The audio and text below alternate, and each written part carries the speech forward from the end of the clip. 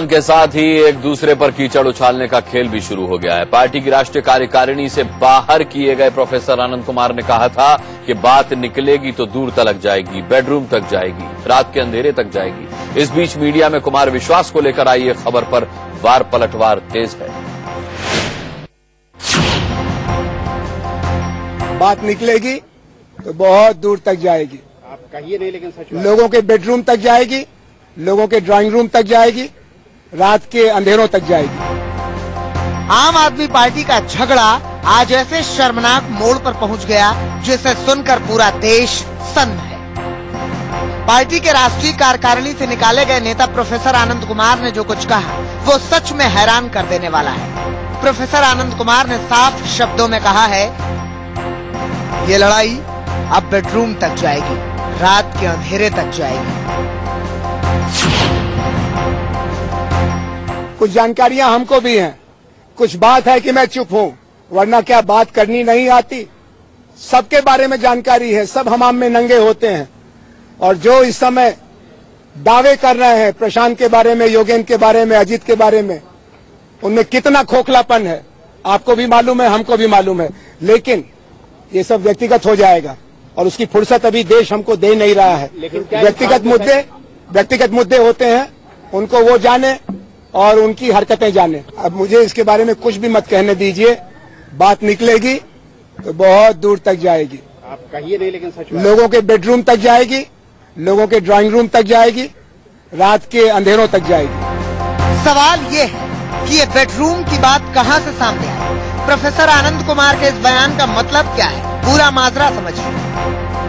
दरअसल ये पूरा मामला आम आदमी पार्टी के नेता कुमार विश्वास से जुड़ा है। एक अंग्रेजी अखबार के हवाले से यह खबर सामने आई कि कुमार विश्वास लोकसभा चुनाव के वक्त जब अमेठी में थे तो उन पर बेहद निजी आरोप लगे। खबर है कि आम आदमी पार्टी के अजय वोहरा ने केजरीवाल को 24 दिसंबर को एक ईमेल भेजा जिसमें उन्होंने कुमार विश्वास पर ये आरोप लगाए। हालांकि जिस अजय वोहरा का नाम सामने आ रहा है वो अब तक सामने नहीं आया। ना तो उनकी पहचान जाहिर हुई है और न ही पार्टी में उनकी पोजीशन साफ है। हालांकि इस मामले ने तूल इसलिए पकड़ा क्योंकि ये ट्विटर पर ट्रेंड कर रहा है। अब सबसे बड़ा सवाल ये है कि आखिर इस मामले की सच्चाई क्या है। Bureau report, India news.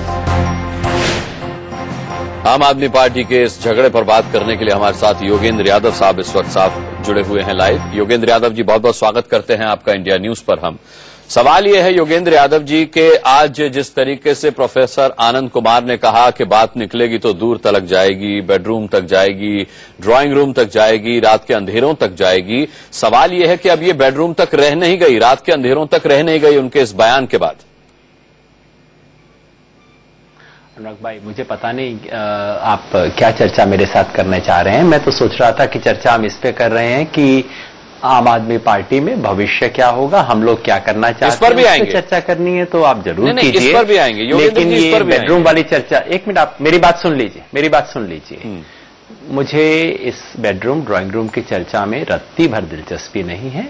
Anand ji ने कहा था कि उन्होंने कल सुबह अखबार में कोई खबर छपी थी, उसके बाद उन्होंने उसका एक तंज किया था। लेकिन उससे पहले जो आपने ही सुनाया, उन्होंने कहा व्यक्तिगत बातें व्यक्तिगत हैं, इसमें न फंसा जाए।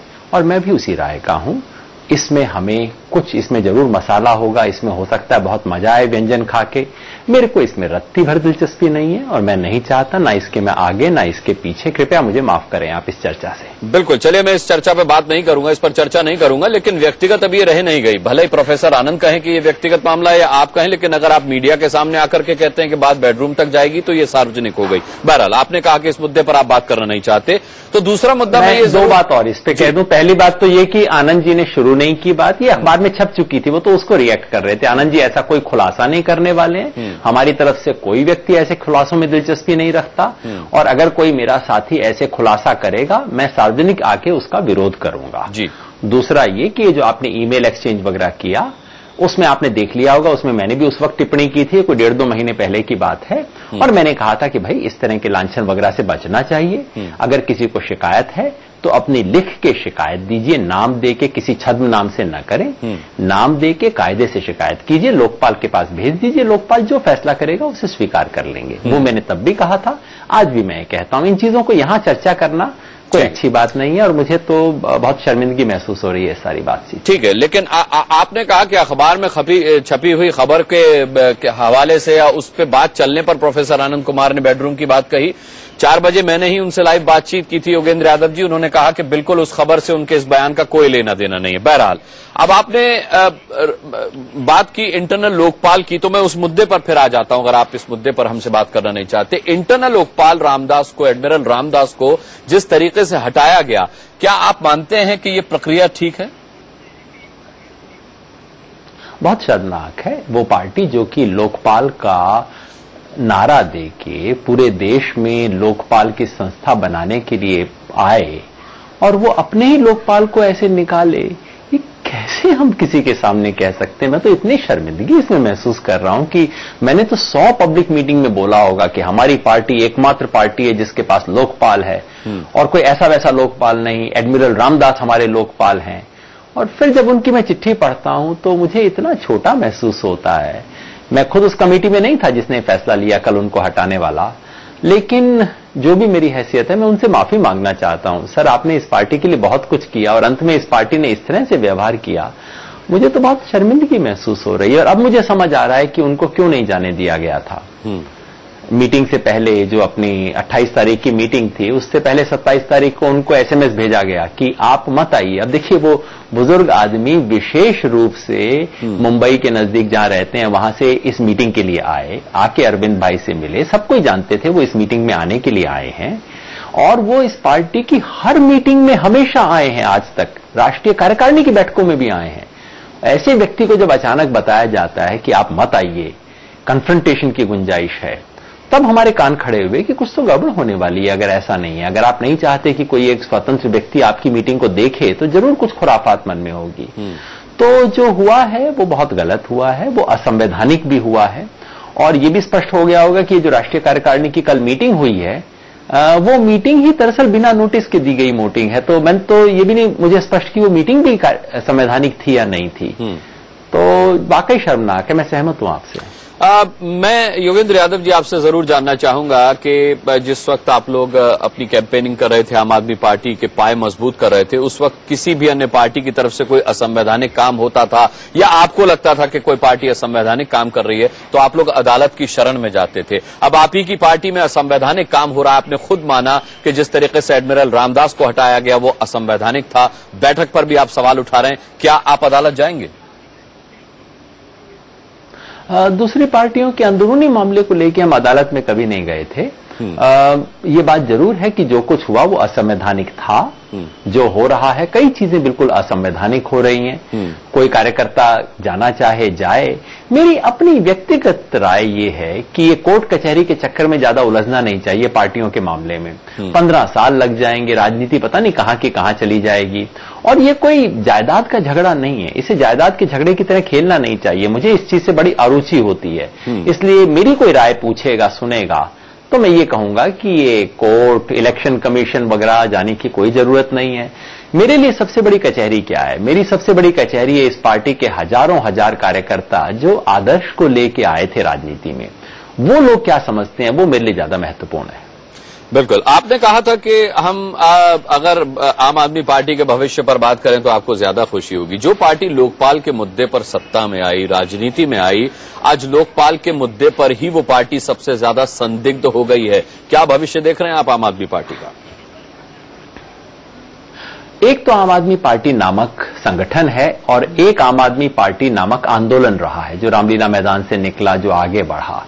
और इसमें कोई संदेह नहीं है कि आज वो संगठन उस आंदोलन के विचार के साथ न्याय नहीं कर पा रहा है। कभी कभी तो लगता है कि वो दोनों बिल्कुल दो अलग दिशाओं में बढ़े, जैसे पिछले 2-4 दिन में लगा।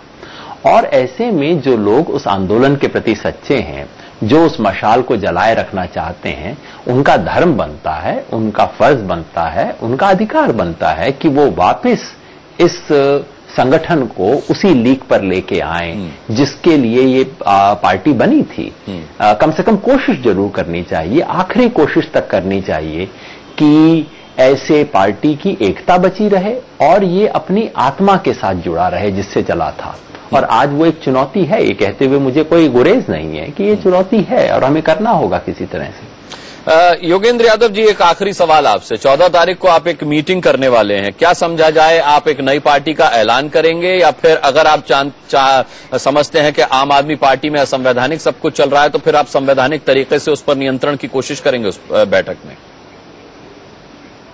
ऐसा कुछ भी नहीं है, बड़ी साधारण सी है और वो कोई बहुत जनसभा नहीं है। केवल कुछ चुने हुए कार्यकर्ताओं, शुभचिंतकों और समर्थकों की बैठक है जिसमें हम उनसे वही सवाल पूछेंगे जो आप हम सबसे पूछते रहते हैं कि आगे क्या करना चाहिए। ये क्योंकि कोई प्रशांत जी और मेरा व्यक्तिगत सवाल तो है नहीं। हमने जितने भी सवाल उठाए हैं कोई हमारे पर्सनल सवाल भी नहीं है। हमने वो सवाल उठाए हैं जो हजारों कार्यकर्ता उठाते हैं, पूछना चाहते हैं। तो इसलिए अब आगे क्या करना चाहिए ये फैसला प्रशांत भूषण और मैं ले लें तो हम भी वही चीज कर रहे होंगे जिसकी हम आलोचना करते हैं। तो हमें उन्हीं कार्यकर्ताओं के पास जाना होगा, शुभचिंतकों के पास जाना होगा, उनसे पूछेंगे कि आप बताइए ऐसे में इस आंदोलन की आत्मा को बचाए रखने के लिए क्या किया जाए। सुनेंगे, सीखेंगे, अपनी राय भी देंगे। मेरी अपनी इच्छा हमेशा रही है कि देश में यात्रा करनी चाहिए, देश में घूमना चाहिए, खेती, किसान और गांव के सवाल को लेके गांव-गांव घूमना चाहिए। इसका कोई तरीका होना चाहिए तो नई ऊर्जा लाई जाए और ये जो सामान्य राजनीति में खेल और नाटक होते हैं वो हम ना करें तो अच्छा रहेगा। ठीक है, बहुत बहुत धन्यवाद करना चाहेंगे योगेंद्र यादव जी, आपने हमसे बात की, वक्त निकाला। योगेंद्र यादव जो कि बता रहे थे, पार्टी के अंदर के झगड़ों पर खुलकर बात कर रहे थे और 14 तारीख की अपनी मीटिंग का उन्होंने एजेंडा भी बताया कि एक तरीके से वो रेफरेंडम करवाएंगे कि अब उन्हें और प्रशांत भूषण को क्या करना चाहिए और कार्यकर्ता जो चाहेंगे वो वही कदम उठाएंगे। बहरहाल हम यहां